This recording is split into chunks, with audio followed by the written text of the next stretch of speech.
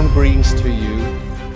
Our expectation for the GA 2025 in Seoul, hosted by the Seoul Organizing Committee, are these. One, that people will come excited, anticipating what God will do, and watch how the Holy Spirit will lead them into the program, especially living out the verses, Ephesians chapter 2, verse 13 to 18.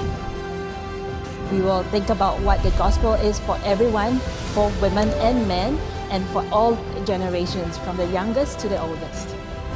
We are very grateful to Surround Church for accompanying us, for partnering with us, and for praying for us.